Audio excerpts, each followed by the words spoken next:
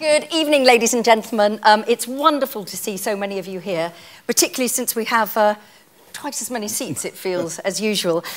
My name is Kate Mosse, as many of you know, and it's been my enormous pleasure to do these series of pre-performance talks to celebrate the 50th anniversary season of our wonderful CFT. This is the 12th of the pre-performance talks, and each of them has intended to just give a little bit of background or insight to any of the plays that you might be seeing over the course of the season. Now, before we start, can I just ask who so far has seen either Absurd Person Singular or Surprises or both? Very obedient, good. And who is going to be seeing them? Right. Who didn't put their hand up at all? No, okay. Just checking with that. No more tickets. No more tickets? Right. See us later. I'm sure we can sort something out. She says, is there anybody from the theatre here? Oh, God, I offer the seat. Look, there's loads of empty seats there. One of the things that has been such a pleasure about seeing the way that the pre-performance talks have been working is this sense that many people see all sorts of plays during the course of the season, not just one play, but actually sometimes all 8, 10, however many there are. And this year, of course, there have been 3 houses producing theatre. This particular double act, even though it isn't really a double act, of Absurd Person Singular and Surprises, which is Sir Alan Ayckbourn's new play, is one to celebrate the first time that there has been a formal relationship between the wonderful Stephen Joseph Theatre in Scarborough, where almost every single one of your plays has been premiered to start with, but also it is the 40th anniversary of Absurd Person Singular, so we're getting 2 for the price of 1. Surprises is Sir Alan's 76th play. I know, it is just overwhelming, really. And I promise that I'm not going to gush too much, but you all know I too tend to gush. But to have Alan Ayckbourn here is almost too much to believe, I think. Alan is, of course, as described by Wikipedia, a prolific writer, a director, was an actor in the very early days, stage manager. He's the very first British playwright to receive both the Olivier and Tony Lifetime Achievements Awards, which I think is, well, I mean, it's quite an extraordinary thing. From 1972 to 2009, Alan was the artistic director, of course, of the Stephen Joseph Theatre in Scarborough, where, as I said, almost every one of his plays has been premiered and still has a new play and a premiere there every year. And then in 1986, I think for 2 years, you had your own company at the National under Peter Hall's tenure. And one of the plays that was premiered there rather than at the Stephen Joseph was A Small Family Business. And some of you, I think, will remember seeing the CFT version of that in 2000. So I'm going to start, if you don't mind, Alan, with the sense of the 40th anniversary of Absurd Person Singular, a play that has been, I don't know, possibly one of your longest running and most successful plays. When you sit in the audience, as you were doing last night and watching it, do you think, who'd have thought it? Did you know it was going to be this incredible success? Well, no, never. It was written for a summer season in Scarborough, and it was meant to entertain the good folk who came in out of the rain.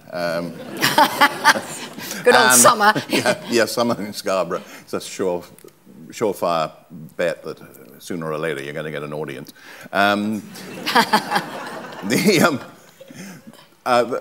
No, I mean, it was, I think, if I consciously remember, because the cliche is that my plays progressively get darker. I'd written some rather jolly farces, which had gone there. There was 7 of them, I think, before, relatively speaking, which was a very light play. And then I wrote an incredibly jolly play called How the Other Half Loves. And by the time I came to Absurd Person,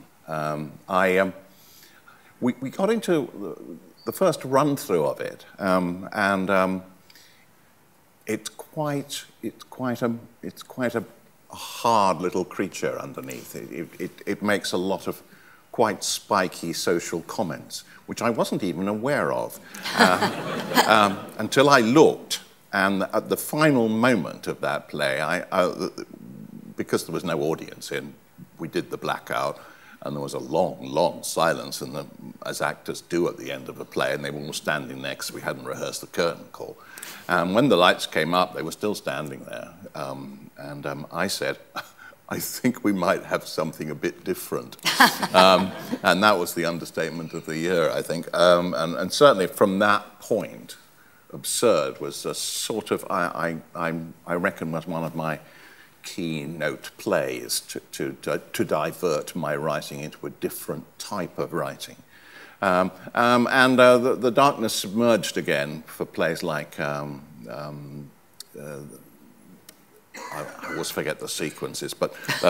it's 76, I think you're allowed to. Yeah, and vaguely people mention parts to me and I say, I'm sorry, I can't even remember. No, the interesting thing about rehearsing a play like that is, of course, most of the actors were too young to have seen it, or too young to have been born. I mean, that's the point. I mean, 40 years is quite a long time in theatrical terms. And certainly, socially, I never changed. The play is very much a child of the 70s.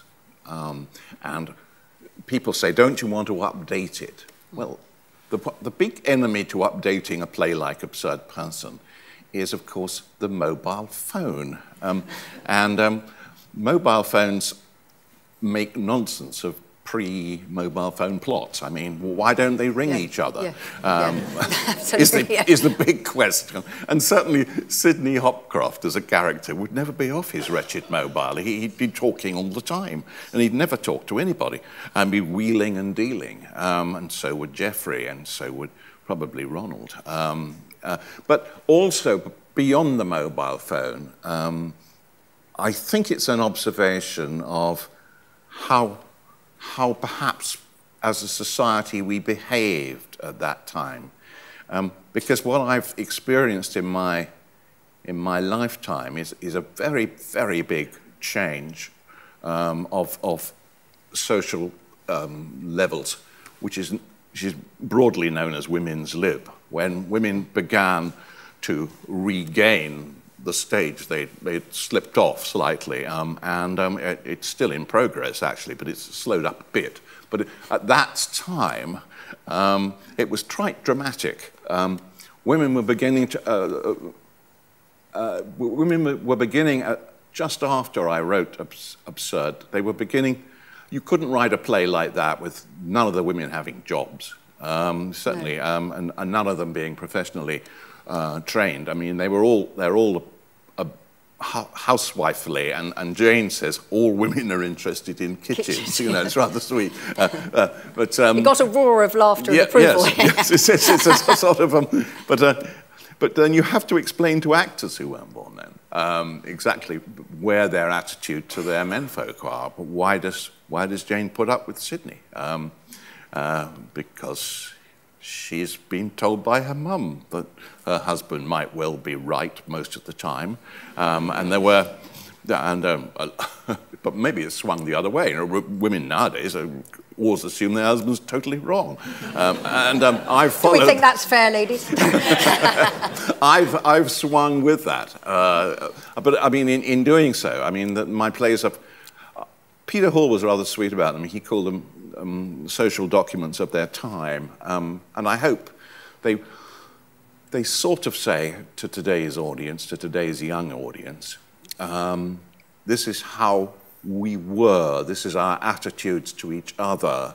I wrote a play called Time and Time Again, I remember, and there's a terrible character in it called Graham, who sits next to the girl and rather creepily puts his hand on her knee.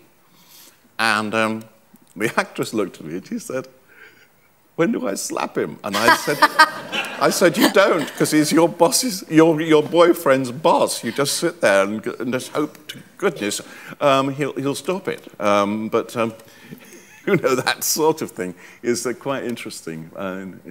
It's a change of attitude, and we've shifted quite a lot. And when you decided that you would direct it yourself, Was that partly because actually you wanted to see the mechanics of the play again and see what you brought out of it again?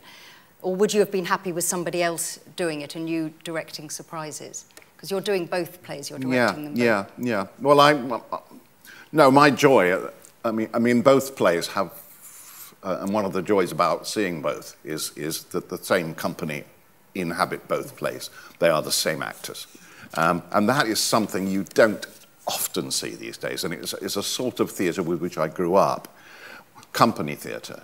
And I'm known for my sort of rather scathing attitude to star theatre. I don't write star parts. In both these plays, they're six-handed plays. All the parts are of equal importance, and all the actors get, I hope, a fair crack of the whip. And in doing so, you create, instead of a star plus 4 or 5, you get 6. It's a sort of six-cylinder engine, really. They're all firing together, and actually, you can get a lot of better acceleration, I think, with a company that know each other, trust each other, and hopefully like each other, and enjoy each other's company on stage and off. And I've had that happy knack 90% of the time of, as a director, of drawing companies together, like-minded people whom I like. I am the common factor. It's like giving a party and asking lots of people who don't necessarily know each other. Some of them may have bumped into each other. And finding it's going with a swing.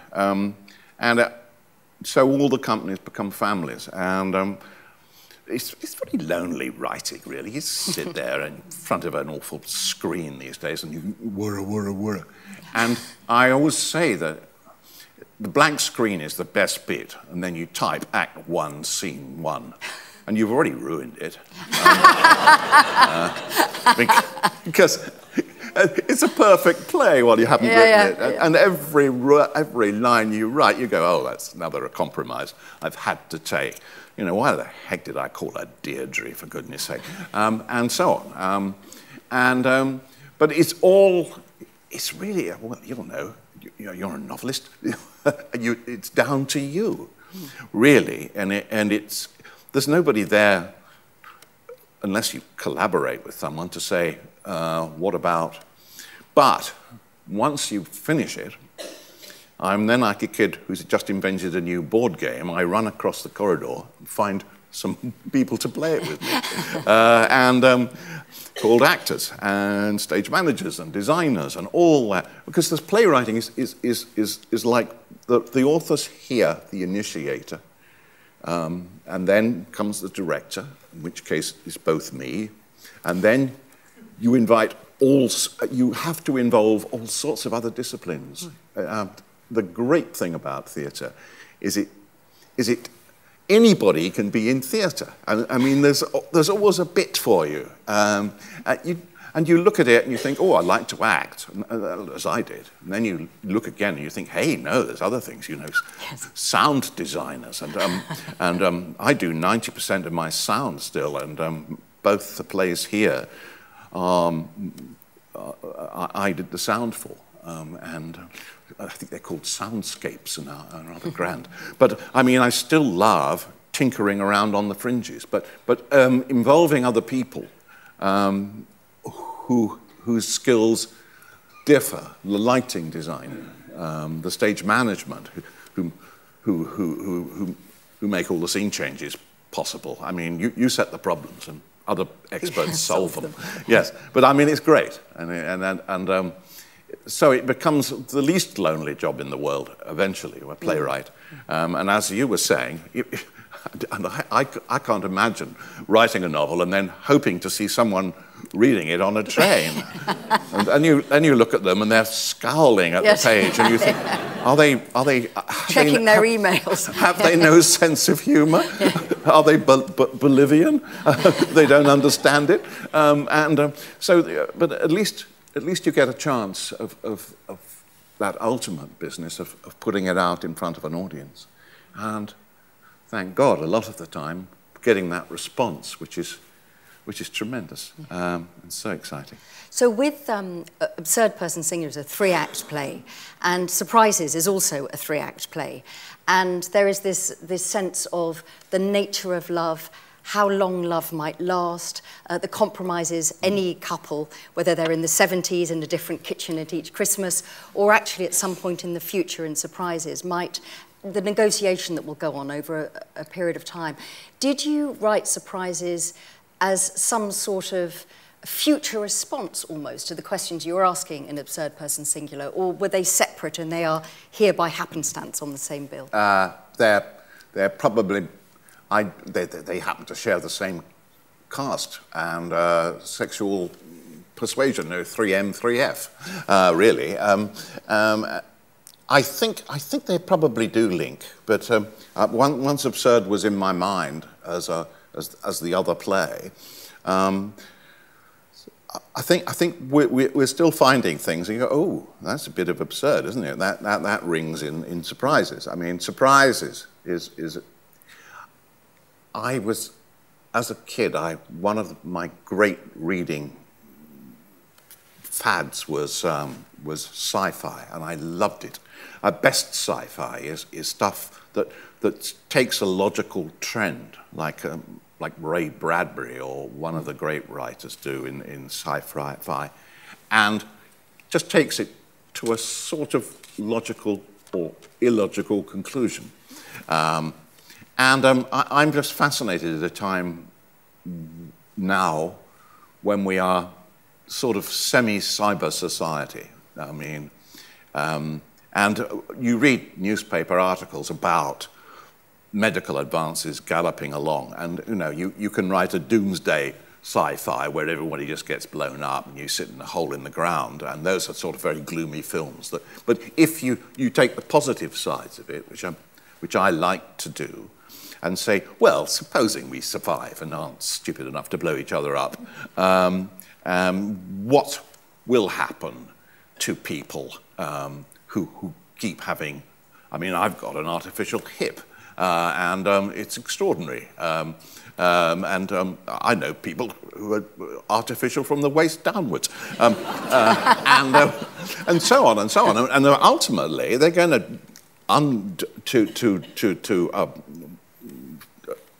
feed down your brain onto a microchip and send you off to Alpha Centauri, which takes about 160 years or something. And then you'll reconstitute the other end. And then you've got the question, well, if you've done that to the human body, what's the difference with an android? I mean, who are made from scratch?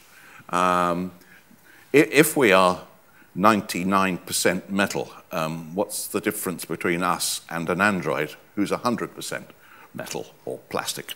All these fascinations, and human relations, I'm also fascinated. The Surprises are love stories, really.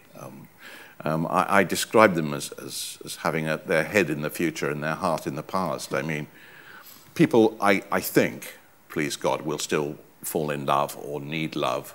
And I think that's a constant factor. And I also suspect that androids will never experience the one in Surprises attempts love, but in the end it's some sort of synthetic love.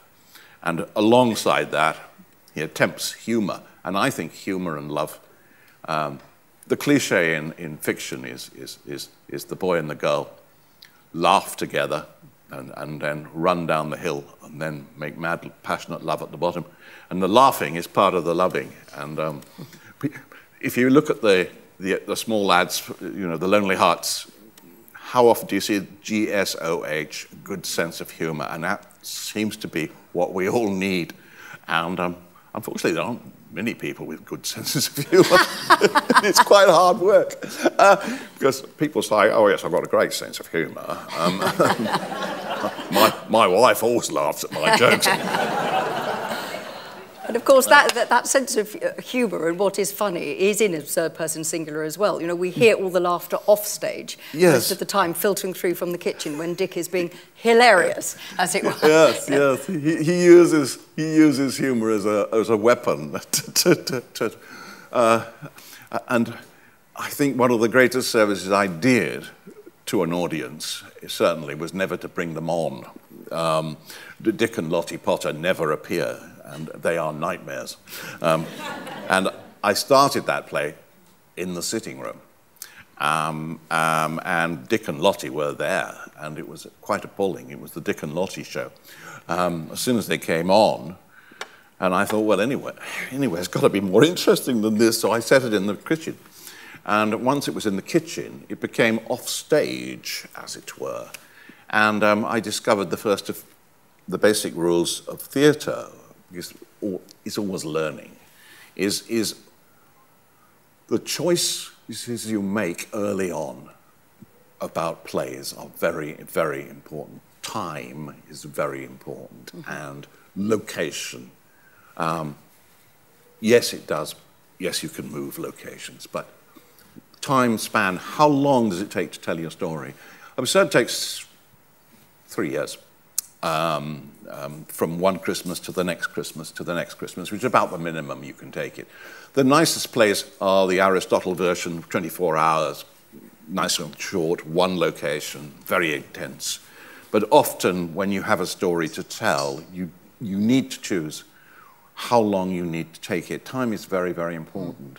And of course, surprises is its future, and it goes on another 50 years. So it's one of my long, long time spans. And it needed that time. And it's a multi-locational play too, which is also quite complicated. But always start with simplicity, and if you find you can't tell your story in one location and in 24 hours, which is often quite difficult to tell a story in that time, then just keep moving. How many characters do you need to tell it? That's the other thing. It's all starting with the minimums and expanding. You know, I mean, you know, how much space do I need? How many? Most of my plays before 1976 had 2 entrances. 1977, they all had 3 entrances because I moved into a different theatre which had 3 entrances, and you just adjust to the space. I mean, some of them had 2 entrances because I didn't need the 3rd one, and these plays have 3 basic entrances. That's known as Vom 1A. And that's Vom 1, and that's Vom 2, and that's Vom 3. Vom 1A is a Chichester aberration. It's very strange. It leads nowhere, obviously. It's correct in, and because of the peculiarities of the staging of surprises, we need Vom 1A. But it's a practical craft, is playwriting too. You know. And obviously, you've written before plays set it slightly in the future or further, you know, henceforward and communicating doors, comic potential. Yeah. With surprises, did you start with just that sense that you felt for yourself you would like to write one, I think what Michael Billington calls your predictive plays rather than your sort of domestic plays?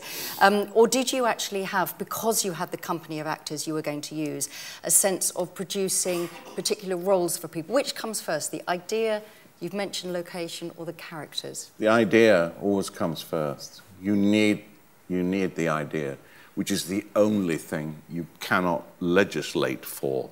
The idea is also known as inspiration and or whatever, and it comes off the most extraordinary things. I mean, you read something, or you see something, or you hear something, and people often say, "Where do you get your ideas from?" And my short answer is, I have no idea, and if I did, I wouldn't tell you, because I covet that little store, and every time you finish a piece of work, there is that awful moment, which lasts for me a week or so, except when I had the stroke, when it lasted a month or so, when I am devoid of ideas. And I'm sitting on a new idea even now, and I'm jealously guarding it. It's like it's a tiny nest egg, and it's growing daily. And that'll be written in the next month or two, I hope. And it's one of the things that Terry Pratchett always said, that he felt he had to start, the minute he'd delivered a novel, he had to start the next one the next day, for the fear that the idea wouldn't grow like a nest egg, that it would somehow vanish. Yeah. So it could never be a break for him. He just had to keep on writing. But you obviously do keep on writing. Well, you have to keep writing. I mean, one of the things is of course, every time you write a play, you stick your head over the parapet, and there's 120 marksmen, known as critics, who take pot shots at you. Do you read your reviews? Do you care about them? No. No, I don't. I don't. I don't till much later. And then I have a look and say, well, boy, did he get it wrong. There is a satisfaction in that. Yes, yes. Yeah. I mean, I remember reading a review of Bedroom Fast when the local paper reviewed it and said, this play is unproducible, and you know, I don't know what Mr. Ayckbourn is going to do about it. And I thought, ho, ho. Yes. It's been done everywhere now. Yes, exactly. Did you write to him sort of 30 years later? With No, no. No, I don't. I'm not small-minded in that way.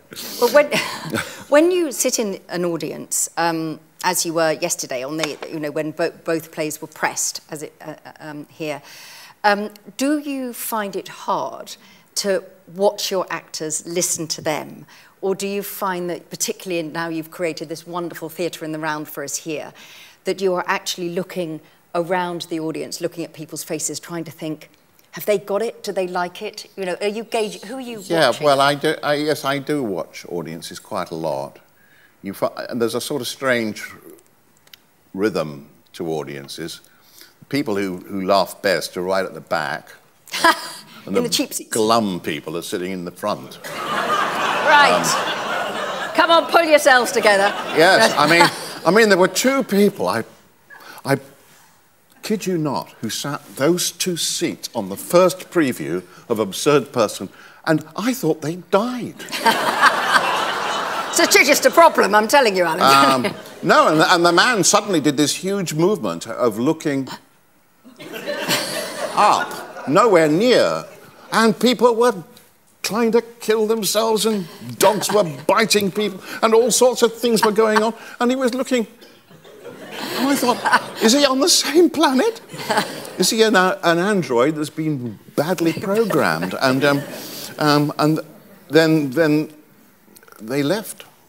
They didn't come back. Oh, really? So they probably were melted down for scrap. Oh, yes, absolutely. I regret to tell you, inevitably, they will have been listening and hearing the rain on the roof. That is another thing that happens in here. And then people think, oh, we better get out the car park quickly. It's a terrible car park thing. Get home to fix the gutters, yeah. And there was actually somebody enormously grumpy in the front row over there, actually, I noticed. But, I mean, that is the thing that is so skilled about the actors working in a space like this. And I felt it very, very strongly yesterday, because not only is it an extraordinarily strong cast with wonderful ensemble emotion between them, you can see that connection. And everybody was having a lot of fun, I think, seeing actors that they'd come to love in their 70s version suddenly appearing in the future when they came back. But everybody's very close to the audience here. So that sense of immersion has got to be absolute. Yes, it's quite interesting, because if you talk to actors on big conventional theatres, proscenium arch theatres, and anyone who's stood on a stage in a proscenium arch, it's a barrage of lights coming from front of house, and you can barely see the audience. You know, you're sort of semi-blinded, and often you're quite grateful. But sometimes, and when the actors come off, they talk about them. They are quite nice today. They're not very warm. And it's always a collective noun. But in the round, because they can see individuals, they begin to pick up. If you're an experienced round person and you're playing a scene with you, I can clock the person behind you. There's moments when actors are sort of, because the scene asks them to be in neutral, gazing out of a window, and they can just check they're very good at checking over an audience. And I hear them just talking and saying, "Have you seen the lady in the red coat?"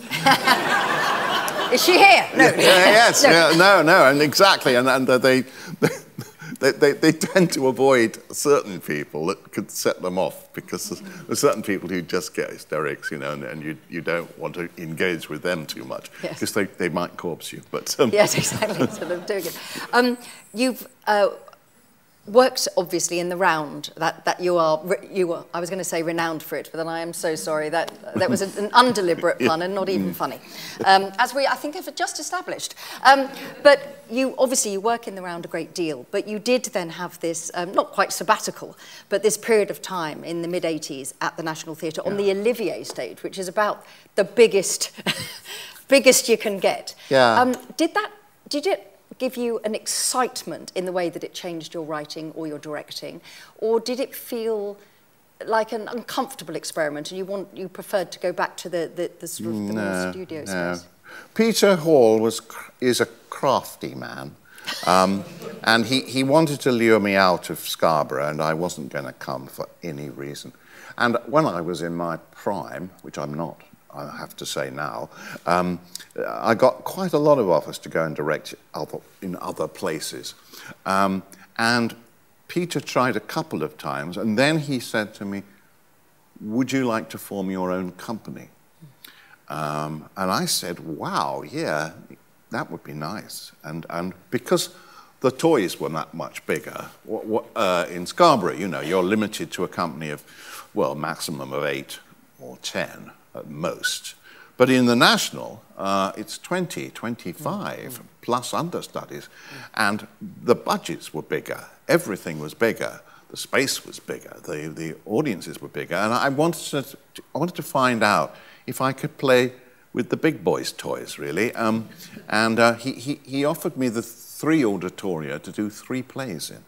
1 in the Cottesloe, as it was then, 1 in the Littleton, and 1 in the Olivier. And then he put this very crafty rider in, but, because he wasn't quite sure what I was going to produce in the other 2 theatres, but can you write your play, your new play, for the Olivier, which is the biggest of the 3. And therefore, having a canny financial head on him as well, he reckoned if I lost an awful lot of money in the Cottesloe and in the Littleton, you could probably just about make it back in the Olivier on my new one, which is the first time I'd written a play for another person, though I was going to direct it. And I wrote Small Family Business. And then I thought, well, I better do 2 other shows as well. And I was trying again to form the Scarborough company feeling, and I persuaded some actors that would never have come to Scarborough, but people like Michael Gambon and Simon Cadell and some wonderful people. But a whole load of old Scarborough hands as well. So I sneaked my lads into the National, but I got my quota of star names. I did a View from the Bridge in the Cottesloe, which became quite a celebrated production at the time, and everyone got quite excited, and it restored the play. It's one of Arthur Miller's finest and smallest vignettes. It's a beautiful piece of work. And then I thought, well, the Littleton is such a conventional 4-square proscenium march, vast, wide thing. I'll do a good old witch farce in there, and we'll have fun with that. And then I'll have more fun in the Olivier. And it was the most liberating feeling. And they asked me to do another one in the Olivier, which I did. That was my first and last experience of Jacobean tragedy, of 'Tis Pity She's a Whore, which was, I had a cast of 35 in that. And I never felt more like Cecil B. DeMille. I almost needed a megaphone. Come on, you people, move over there.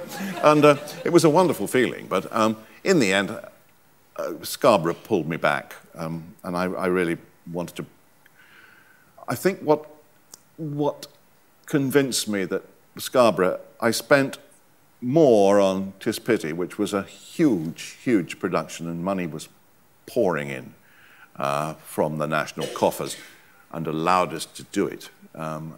Because I'd had a successful season, there weren't many conditions. You know, I mean, no strings. No strings. Yeah. But I spent on that show the equivalent of Scarborough's budget for 5 years, and I just felt this is obscene. This production is not 30 times better than a Scarborough show. Can't possibly be. It might be a bit better, but probably not even that. And I just went back to what I believe is basically theatre. And I have this great mentor when I was young, a man called Stephen Joseph, whom the theatre is named after. And he used to say, yeah, we're all important, but remember, the most important thing about theatre are 2 elements: the people on the stage and the people in the audience. And everything else is subservient to that, including the writer. The writer might set up the premise. Okay, you can tell this story, actors, but when the audience come in, I guess in Scarborough, but you know, in the early days, most of the audience thought they made it up as they went along, which is great. You know, I mean, if the acting is good enough, you should think they're making it up as they go along. What you don't want to see is some clunking director moving it all in stylized movements. I hate directors. That's why I do it myself.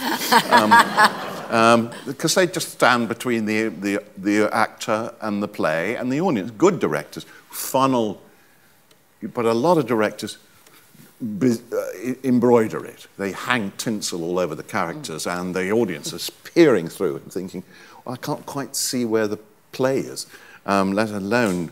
but good directors, obviously, they deliver the play and they just vanish into the night.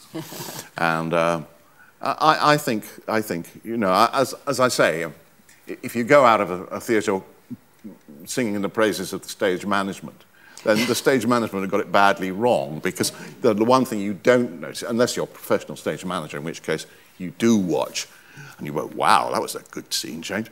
But I mean, most people, stage management's just taken for granted. I mean, they know how good they are or how bad they've been. How bad they've been. Yes, I mean, but normally that is the ingredient that really matters. And he's been proven right, because the more the theatre develops, the more the other media develop around it. You know, all the Victorian spectacle has been taken away by film and television, and although we try and stick videos in the middle of the screens and make plays to some extent less human, in the end, the human beings actually dictate the story.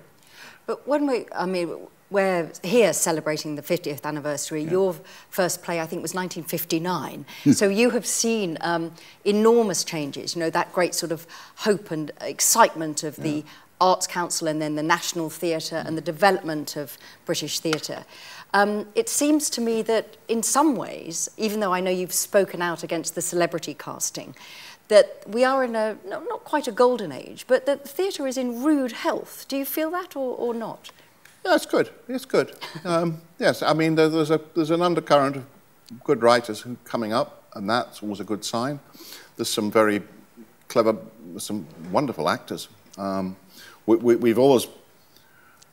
always said that British theatre is incredibly high standard, and if I was a car salesman and going abroad, I'd feel a bit sheepish, really, because most of our cars are made by foreigners.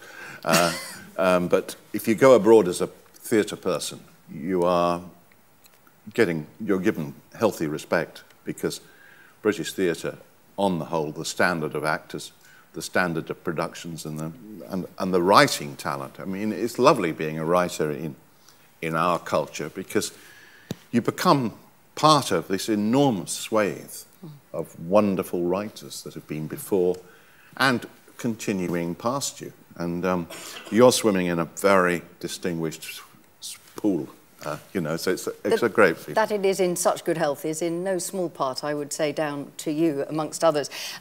With a third person singular and surprises, they're playing here, then they go back home, as it were. What next for you? You've told us tantalising, you've got an idea you're going to hold close. You have so much energy, clearly, for all the elements of theatre and doing different things. So do you have a sense of what your next year is going to hold, or are you going to be back at your desk? Next year, no, I do plan ahead. My naive hope is that if I plan ahead, no one's going to notice, and I'll get away with another year of working. As Michael Bogdanov once said to me, once you've opened a production, open another one quickly, because by the time they found out you wrecked it, you've moved on. I said, where is this bloke who did it?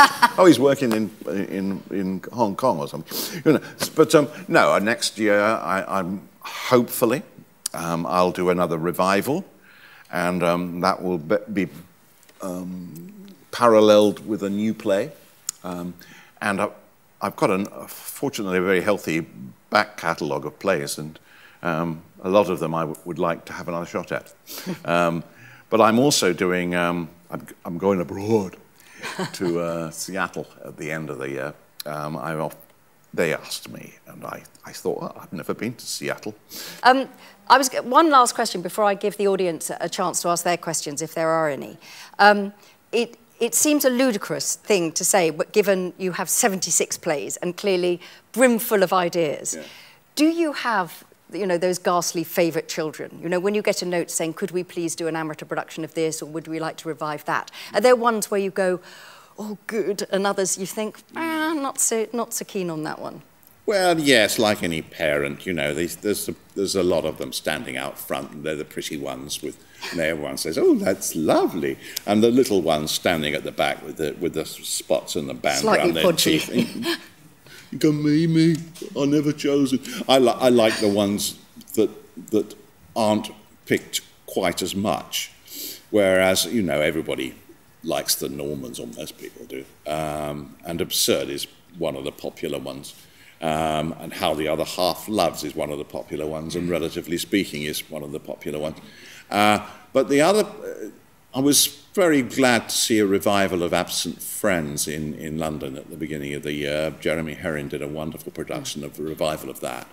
And Trevor Nunn's about to do Chorus of Disapproval, which is another one I did, which is great fun to do. And I said, have fun with it, mate. And I saw him last week, and he said, I'm having fun, which is nice.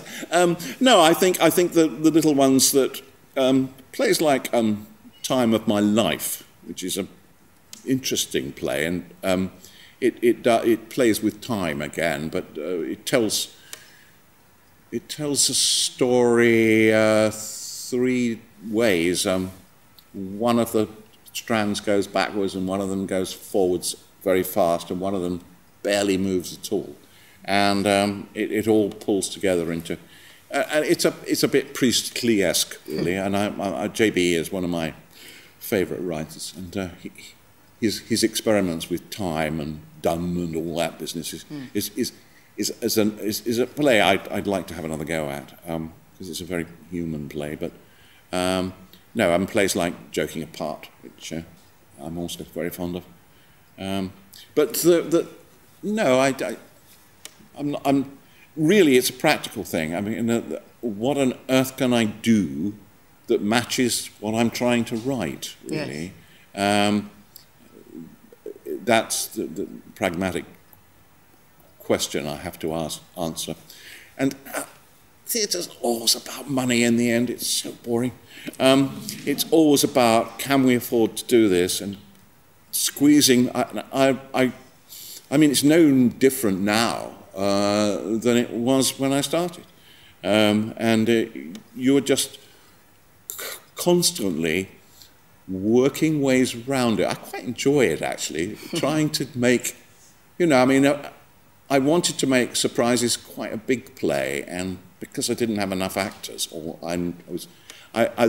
we've done some quite crafty doubles in it, and it looks like a big cast, but in fact, it's one of those nice things when the 6 of them come on, you go, oh, is that all there is? Yes, yes, it feels big when you're watching it. Yeah. Now, we've got time for a couple of questions, because then obviously we're going to have to clear off and let the poor stage managers set the stage. Lady there. I've seen quite a few of your plays, mostly in London, and they always make me laugh. I saw, I think, A Woman in Mind, with the vicar's wife imagining another husband, another man. And it seems to me that you really understand women. Is this true? Well, women tell me that I do, which is very nice. Do I understand women? I think the secret is to write them as characters but not as women. I mean, I think, like most people, I have a male side and a feminine side, you know, and I just switch slightly to the female side. And but I did spend a lot of my childhood in a single-parent family. My dad hoofed off with another woman, and I was left with my mum, and she was stuck with me. And she had quite a lot of my early formative years. She spent griping about men and how unreliable they were, and mostly talking to other women. And if you're a small boy of 5 or 6, you are an open recording machine. And I sat there hearing women discussing things that if I'd been a man fully grown, they would never have discussed in front of me. And I'm very grateful. And all my years of sitting in women's hairdressers with that terrible smell of ammonia as it was, my eyes watering with a comic, and oh, that's interesting. No, I think it was all valuable stuff, but I hope I understand them. Thank you. Another question. Lady there? Oh, Susie, hello. I love your book on acting and directing. I just wondered if there are any anecdotes that you couldn't put in that you felt able to share with us this evening. Acting and directing.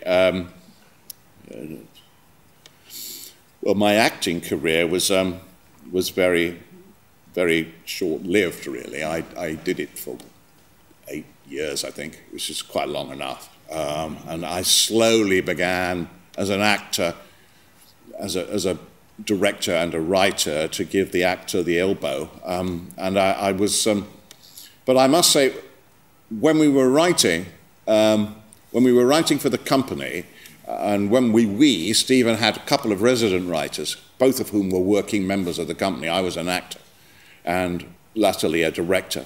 And another actor and box office manager, as he was in that tiny company, was David Campton. And who's sadly not remembered too much, except by a lot of masses of plays he wrote for amateurs. But he and I, at one point in the season, he had the first play, I wrote the second play, he wrote the third play, and I wrote the fourth play. And there were 4 plays in the season, and we shared the spoils. And because of the limits in the company, I appeared in his plays, and he appeared in my plays. And we had a great rivalry going to write each other the unplayable part. So he was older than me and a little bit more experienced, so I wrote him he was quite portly. And so I wrote lots of fat men get covered in custard and things like that, fairly primitive. And he really went for it. And he wrote me a special play, a one-armed, one-eyed, one-legged barman. Try doing that. What do you have, gents? And I was wobbling away here. Thank you, David. And he finished up writing me, he said, I've got a good one for you now. And I said, oh no, what is it? And I looked at the script, and it was a 87-year-old cook, female. I was of massive, I had the fat suit on, like, I was so hot. I had big padded legs, and this terrible wig, covered in makeup, and it was that was really that was my acting career. He probably did a great service to the theatre because he terminated my acting career quite early. I thought, I'm not playing any more of this. I don't get any of the girls in the bar afterwards. I loved your 96-year-old cook. That's wonderful. I mean, that, I'm afraid, is where we're going to have to bring it to a close, and a wonderful place to stop. The post-performance talk, I know many of you like to go to those, for Absurd Person Singular, is on Monday the 20th of August. You don't have to be seeing the show that night, but you do have to get a ticket just to be able to come in afterwards, and it will be here after the company is finished. And then for surprises, it's on Tuesday the 28th of August. And if you've not seen it yet, I think to hear that very strong double company speak about these plays will be a complete treat. There will also be a sort of very upmarket on the 6th of September. Dan Rebellato, do you know him? I hope so, because he's talking about you. Professor of Contemporary Theatre at Royal Holloway. He's talking about Absurd Person Singular. Oh, well, hey, excellent. Hey. Good. This is all news to you. And that will be in here at 6 o'clock. The next one of the pre-performance talks that I'll be doing will be a sneaky one that we're putting in, a crafty edition. The very wonderful Janet Sussman, who is directing Antony and Cleopatra and, of course, has played in it, has decided she would like to do a pre-performance talk. So we're going to be adding that one in on the 13th of September, and information will be set round. There are many wonderful things going on in the rest of the site. Those of you who have not yet been into Theatre on the Fly, we're about to open Fred's Diner, a brand new world premiere by Penelope Skinner, and those of you who have seen anything else in the Theatre on the Fly will know it is made from reclaimed materials. It is only here for this season, and it will be dismantled, so don't miss your chance to see something in there with young directors working on brand new work. But for now, it is a great pleasure just to be able to say thank you and to ask you to say thank you to the very wonderful